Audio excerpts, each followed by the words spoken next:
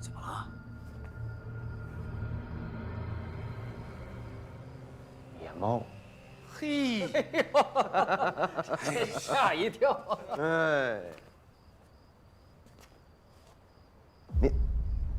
你这啊？呀，倒酒啊！你这没喝完呢。喝酒，喝酒，快点！哎，陪开陪开！来来来，来。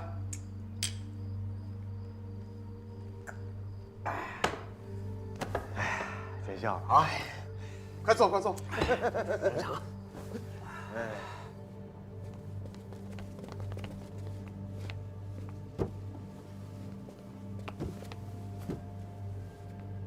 怎么样，行动吗？还不行，时候不当。他们应该喝了很多酒。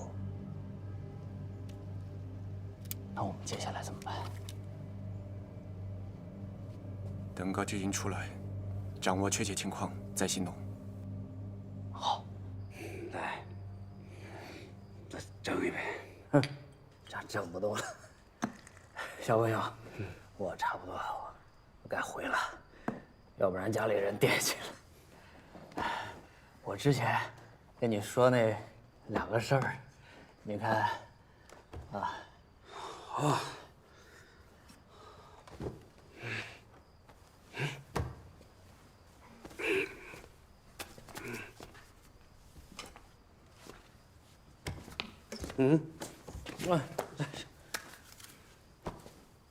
这些钱你先拿着。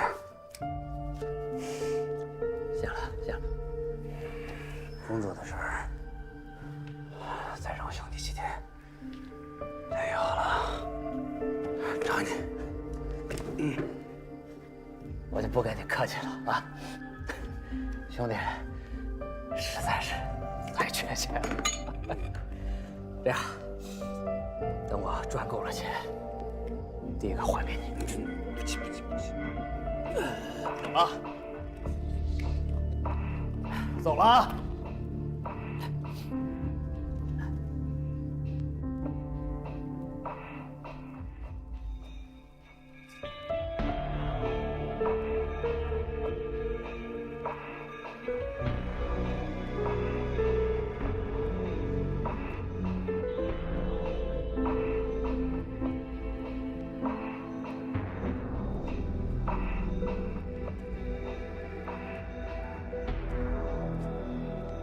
队长，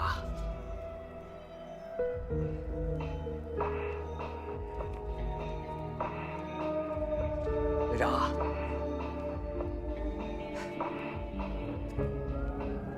潘队长，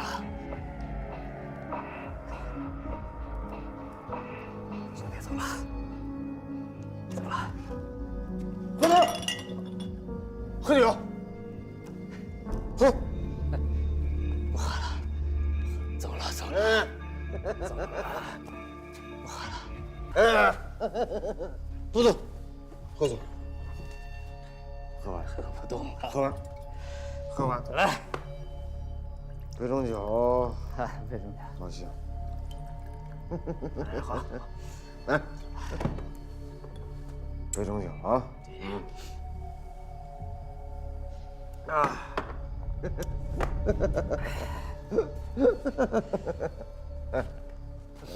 好兄弟，好兄弟，走了。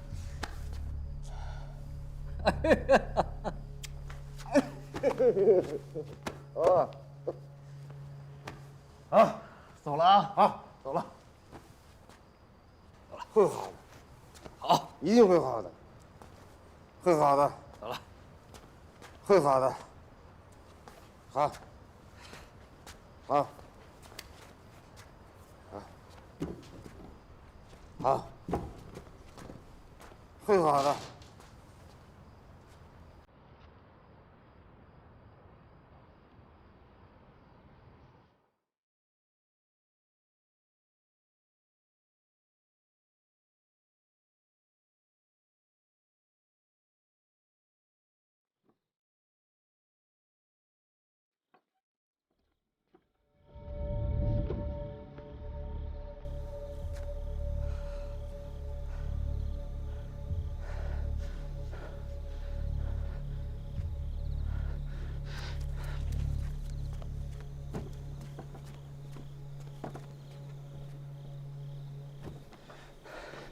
怎么样？人在里面，喝了不少，应该是醉了。有几个人？只有石小芳和班里人2个。辛苦了，你先回去。好，留在外面策应，你们2个跟我进去。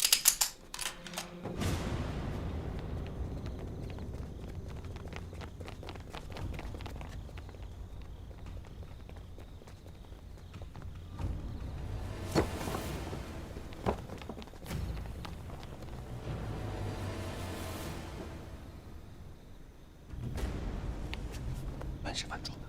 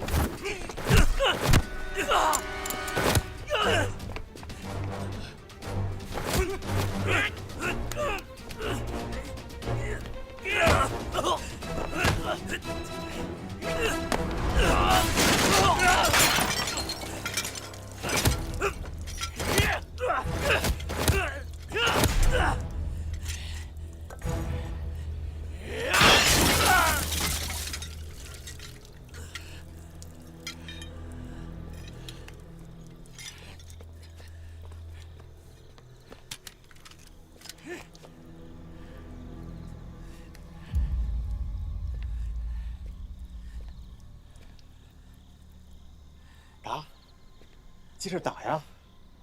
啊？子宇，你跑不了，没打算跑，要不然我也不会回来。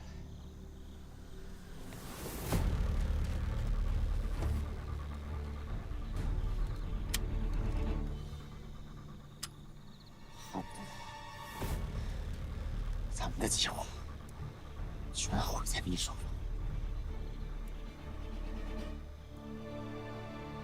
田队，再见。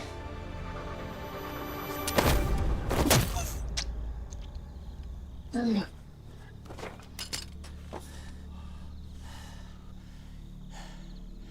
队，我就是后悔啊，没能杀得了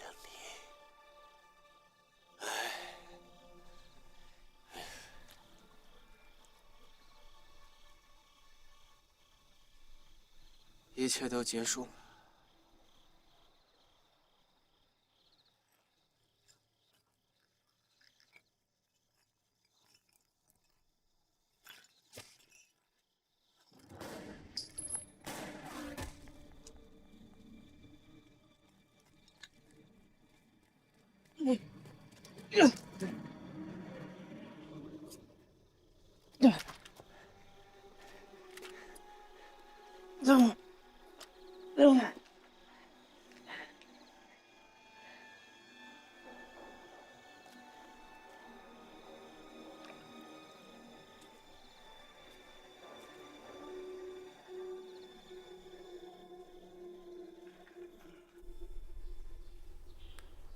这是什么？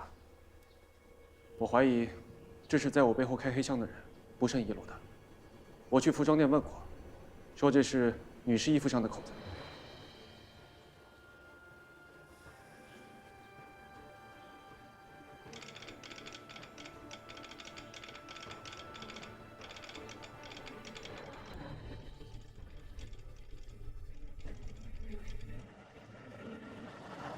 石学回来了吗？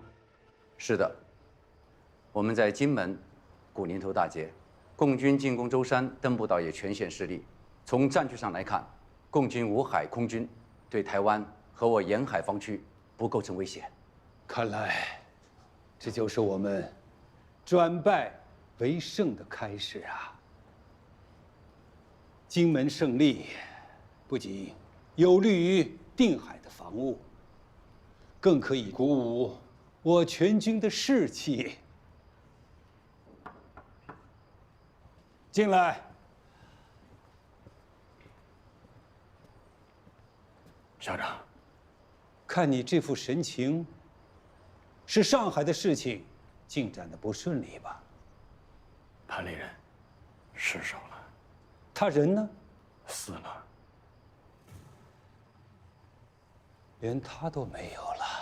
共党对上海严防死守，对我们的人追查得很严。即日起，通知我们的空军将对南京、上海、杭州、青岛实施大规模的轰炸。我倒要看看他们是如何严防死守。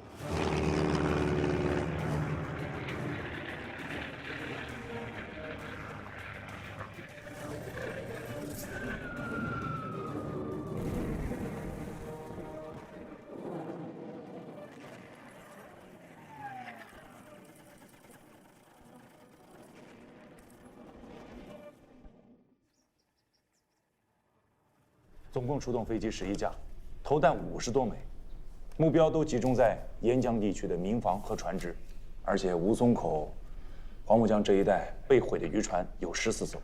人员的伤亡情况，伤亡人数70人左右，警备部队和公安局已经赶去救援和清扫现场。还有，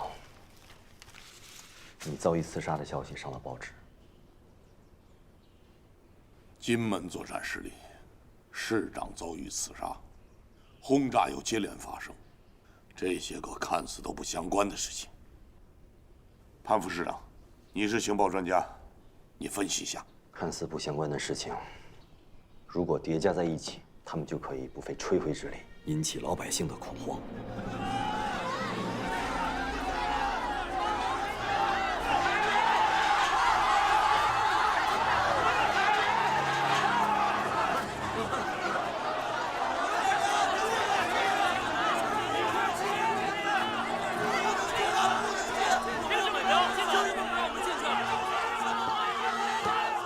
陈市长，刚接到报告，又有大批的老百姓和难民涌入了北市场，开始抢购，还有人造谣说上海就是要打仗了。这个躲在暗处的人究竟是谁？他明明一直有动作，可是我们就是抓不着任何线索。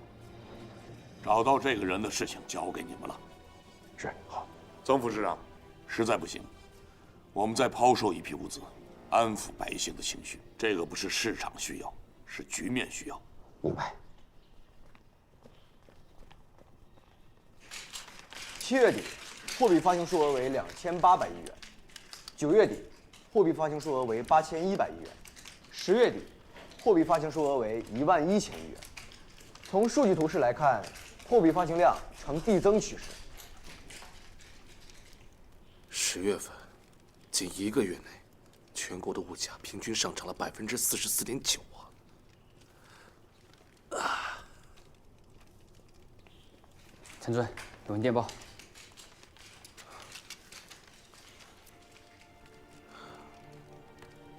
上海这个时候还在平价的抛售粮食和棉纱，非但不能稳住物价，还可能造成游资大量的涌入，造成抢购潮。这帮投机商人们低价买入，高价抛出。通知上海，立刻停止投放。如果实在不行的话，只能投放这一批。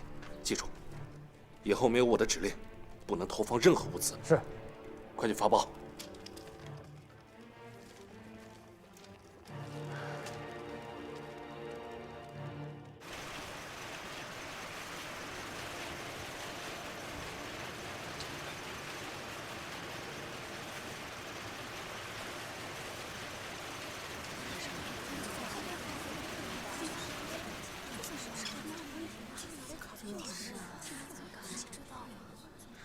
原材料又没有了，又停工了。姐妹们，大家先别着急，一定会有解决办法的。荣老板一定会帮大家解决问题的。我们再坚持一下，好吧？好。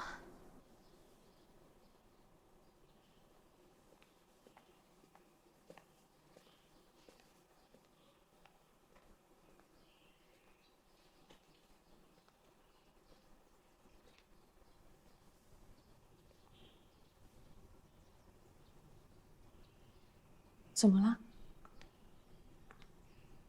世贸总减少了物资入市，实行买不到足够的面粉，又不得不停工了。突然减少了物资入市，是发生什么事情了吗？可能是因为投机风头太盛吧。好不容易有了资金，现在又没有了原料。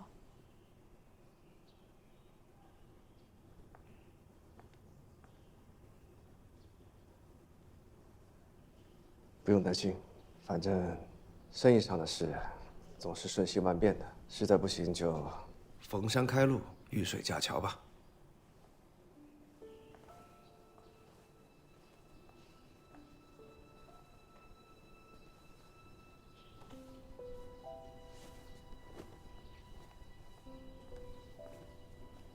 你每次给我选的新衣服，质地、颜色、面料，我都喜欢。我能为你做的，也只有这一点了。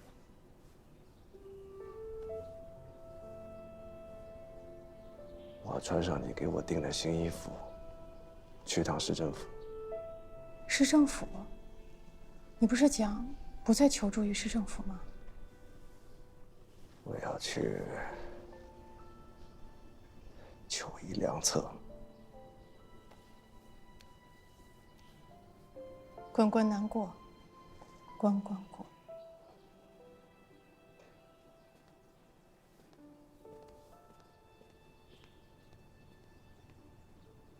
真的？对，而且这家深建银行之前是有外资投资的，8月份外资股份撤走之后，交易一度走低，但是在现金管理办法颁布之后，交易反而更加的活跃，所以我充分的相信，他们跟投机分子的资金是有着密切的关系的。一定要查实啊！另外，这几天你要辛苦一下，带领同志们继续的清查所有交易频繁的私人银行。务必将地下钱庄一一的锁定。好。是。曾副市长，荣先生来了。啊，曾副市长，荣先生，你好，怎么有事啊？我今天来是求帮助的。到我办公室谈吧，请。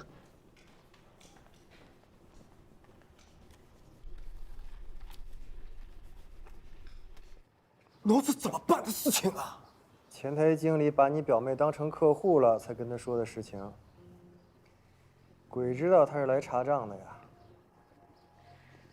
日防夜防，家贼难防。侬说谁是家贼啊？你就说，现在怎么办？侬自己撞到枪口上了，我怎么知道怎么办？要么都停掉吧。停掉什么？所有业务统统停掉。世贸总刚刚停止抛售，物价马上翻了1倍。现在停掉，你是把钞票拱手送到别人口袋里啊？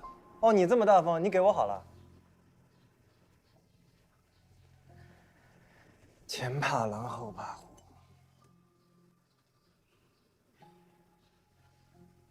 司徒，还是小心一点。荣毅人那边都停工了。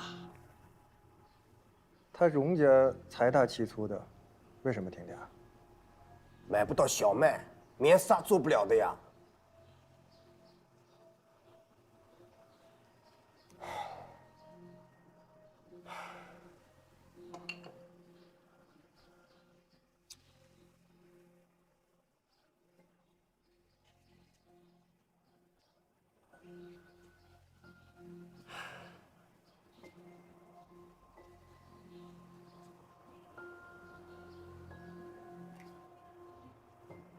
天无绝人之路啊！我们就借着荣家这面旗做文章。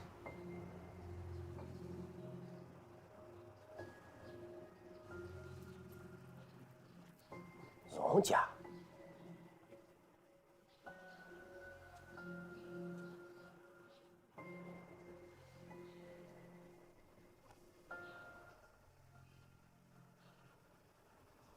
曾副市长。这个中财委和上海市政府做的决议，一定是从全局出发。这个呢，我是非常理解的。即便现在不停售，我其实已经也没有足够的资本购入原材料了。但是现在，我有批棉纱急于交货，迫在眉睫，所以我不得不来找你。想看看能不能世贸总给我提供原材料。至于价格嘛，我可以按照当下物资的价格进行结算。这么做岂不让荣老板吃大亏吗？你放心，不管是现在还是将来，如果真的以这种方式合作的话，也绝不能让荣老板的利益受损的。只是现在我不得不如实的相告，我们之所以不再投放物资入市，根本的原因是，我们现在没有这么多的小麦或者面粉再提供给你们。上海的物资情况已经这么紧张了，我们一直在设法的调配物资，可是现在全国各个地区都是入不敷出啊。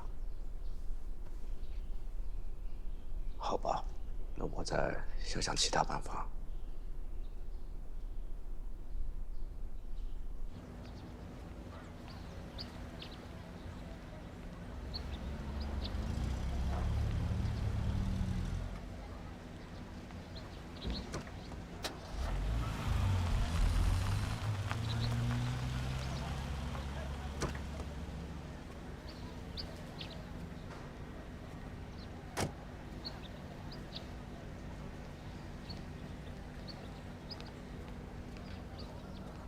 荣先生前脚刚走，你后脚就来提供货源。你要真想把这小麦卖给他，直接去荣公馆不是更便宜？我倒是想去呢，可是卖家说了，他要按此时此刻的市价出售呀。按市价啊？他这是做生意，还是落井下石啊？罗葵葵啊，你都说是落井下石了，我要是直接去荣公馆，那荣公子不得说是趁火打劫啊？情况嘛，就是这个情况。麦子嘛有，价格嘛高，啊，你再考虑一下，要不要把这个消息透露给中共？这件事情我不方便出面。南英啊，这件事情由你们出面反而更简单了。那这样好了，你们再考虑考虑，好吧？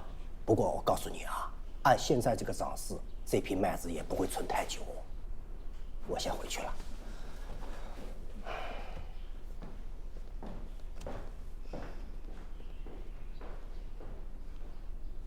京津两地粮商叫价已经高出了7月底指数的4、5倍。就连武汉的面纱也比之前上涨了2倍多。什么原因呢？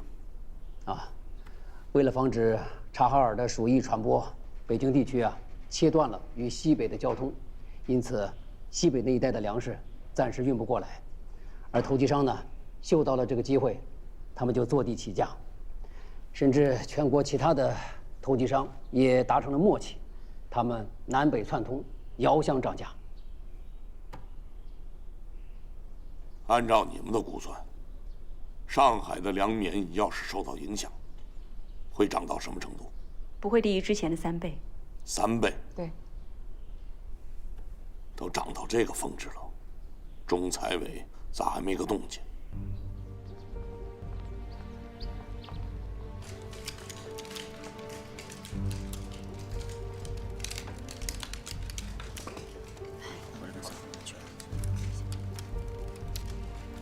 各解放地区可调拨的粮食达50亿斤。中纺公司目前核算出棉纱棉布达全国总量1半，拒收存款7000亿元，根据总发行量16000亿元计算，回收将近1万。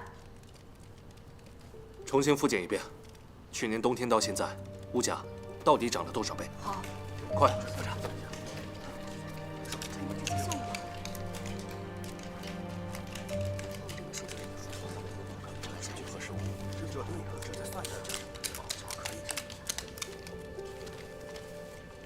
复检无误，物价上涨已超过15倍。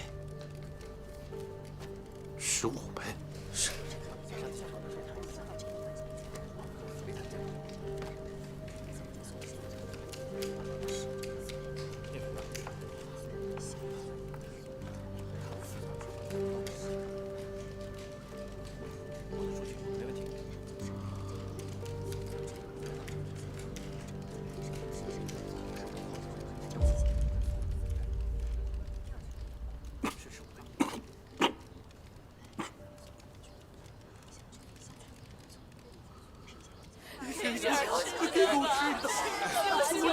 大家听我说，听我说，不是我不帮忙啊，我已经好几天没做生意了。你看，就剩这么点面粉了，不够大家分的呀。哎，让一下，让一下，不好意思啊，真的没有办法了。老唐，来，我和老徐都带来了，家里就这么点东西了，实在没办法。哎呦，那行，进屋吃饭。谢谢。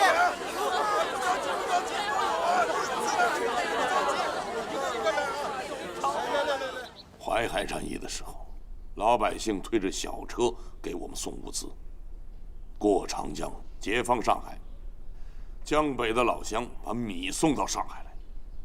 现在，一个小小的罗春阁的老板，都在为我们解决难民吃饭的问题。就是为了这样的老百姓，我们也要不惜一切解决这一次危机。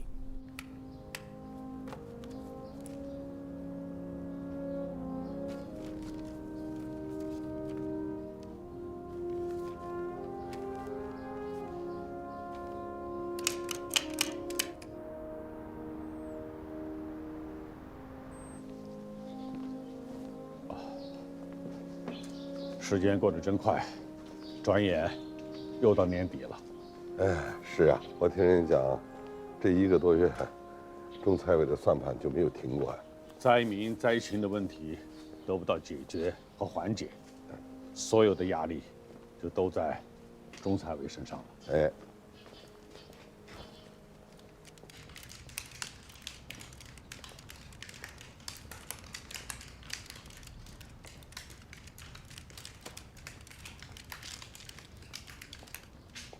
哎，陈云同志，哎呀，这样就找你们呢。有什么好消息啊？当然有好消息汇报了。来，坐坐坐。陈毅同志，你就赶紧说吧。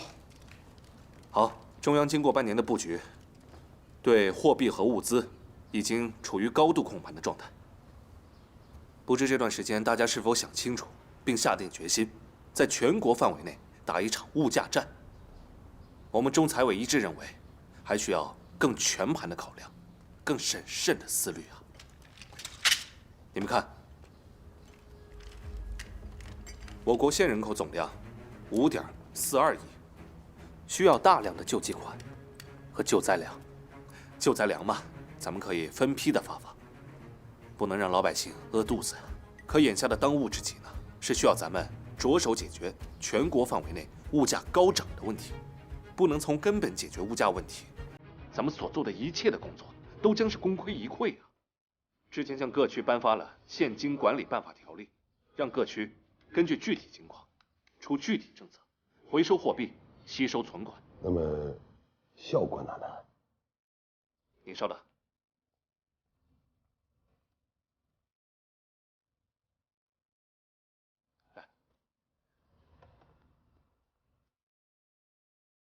已经吸收了存款7000亿元，依据货币发行总量16000亿，所需要等价物资约2000万匹布，或者是40亿斤粮食。这40亿斤粮食把它抛售，我们便可以稳住物价。现在可调配的物资还有与货币发行总量基本持平，也就是说，稳住物价已经可能。好，具体怎么实施呢？第一，快速启动物资调配。粮食呢，咱们可以从东北来调。棉布棉纱除了华中地区，我们还可以到西北的陇海铁路沿线，里面积存了一些棉布棉纱，统一把它运往上海，再由上海通过水运运往汉口、湖南、广东。现在各解放区发展程度不同，你这算是迫不得已、因地制宜的调配方案了。全国范围大调动啊，路途远，运费高。我们大概算了一下，这运费几乎跟粮价是持平的。那也要调粮救人啊。对的，我们可以利用各个地区的不同的情况，人力也好，水运、铁路运输也好，我们充分的把它利用起来，动员动员。因为我们耗费一天，这些投机分子们就会把物价上涨一天。运输方面，不光是花费的问题。现在蒋介石不断派出飞机，在华东地区干扰轰炸，呼宁线已经多次被炸断。我们没有制空权，这是个教训。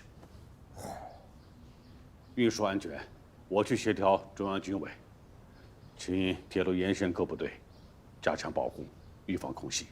好，这是我想说的第二点，调动人力。我们不光从部队调动人力，我们还需要更专业、更有经验的财经干部。这是一场全国性的物资大调动，也是一个系统性的大工程。一处慢了，便会影响全盘的进度。先前从全国各县部队团政委团长以上抽调的150名干部，还不够用吗？您放心，我早已经安排妥当，他们有各自需要负责的工作。这次物资调动涉及到全国5个区、11个专业公司，以及财委、银行，还有贸易，各级各个部门。所以说，我们真的是需要更有经验、更专业的干部，特别是懂财经的干部，因为他们要担负起全国范围内物资调动的重任。这样，在人才方面，我来推荐，好吧？但是要请周总理负责给你安排到位啊。这个没有问题啊。那让我来猜一猜你的第3步，好吧？时机，对吧？黄副总理，高啊！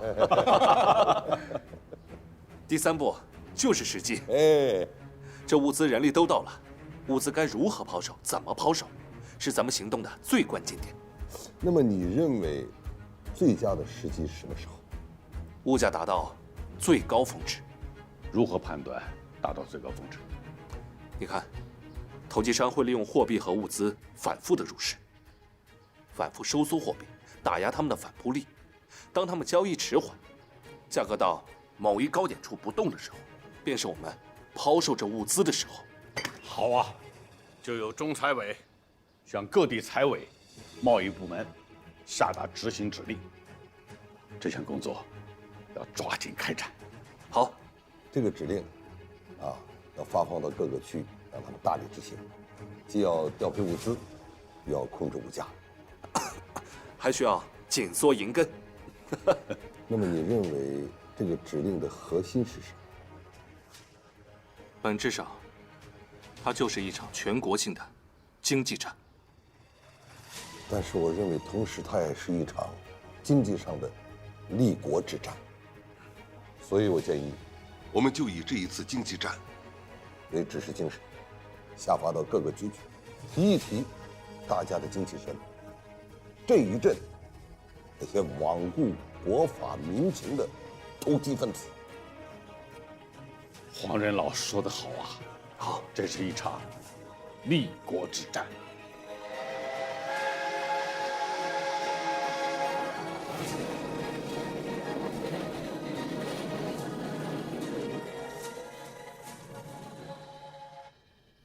因为10月初至今天止，共发行将近8000亿元，我们手内绝无回笼或抵消此巨大数量货币的物资。不顾及到这一情况，想以少量物资稳住物价，必然消耗了实力，物价仍不能稳住。在目前物价已经涨了2倍的情况下，稳住的可能已经存在，各地均应以全力稳住。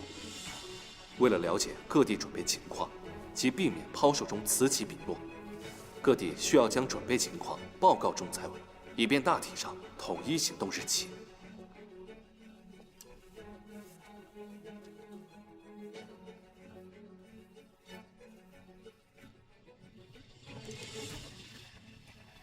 即刻发，完后交给少奇和朱老总。好。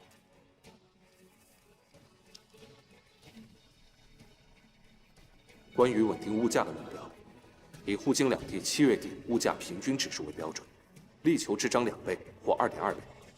2.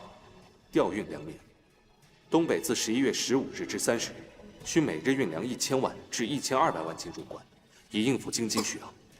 东北及京津贸易公司需全力保证装卸车，铁道部则应保证空车回拨。派遣之光先到上海，后去武汉，适当调整两地纱布总量。由西北财委派员将陇海路沿线积存之纱布尽速运到西安。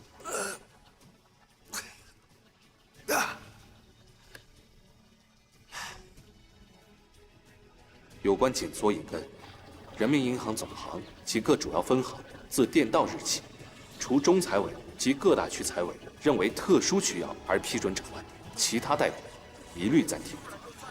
工矿投资及收购资金，除中财委认可者外，由各大区财委负责。自此电到达日起，一律暂停支付。地方经费中，凡属可以迟发半月或20天者，均应延缓半月或20天。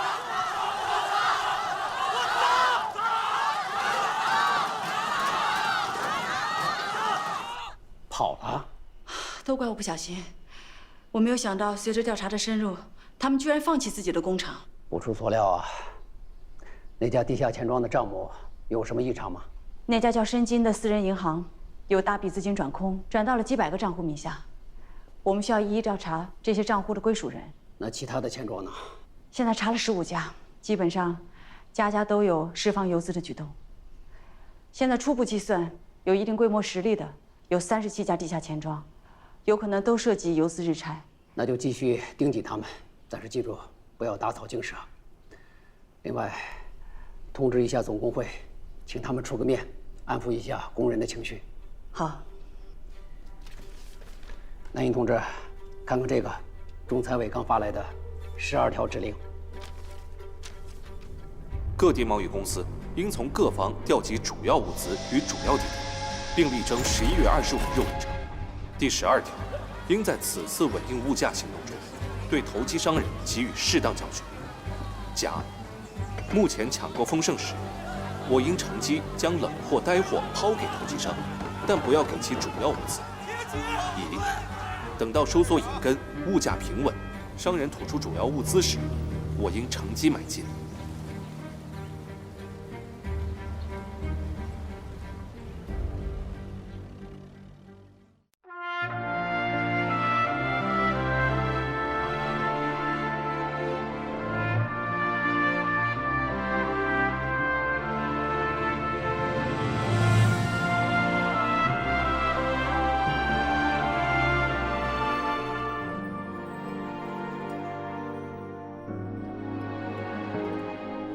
这一路山河，迎着日出月落，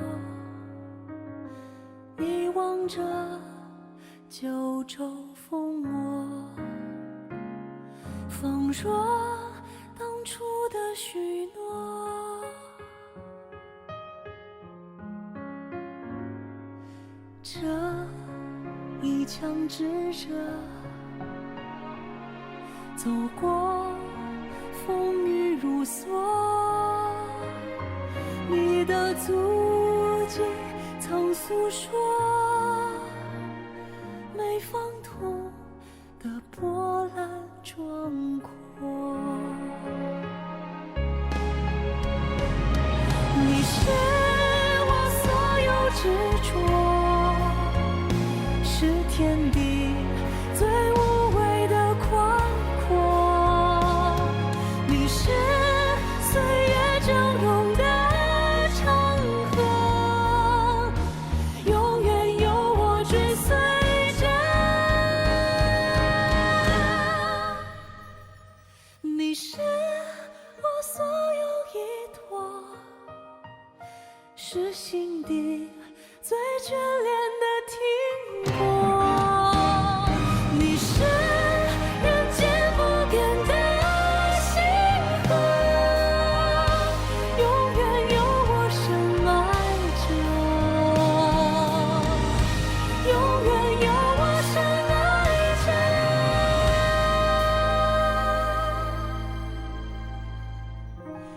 永远有我深爱着。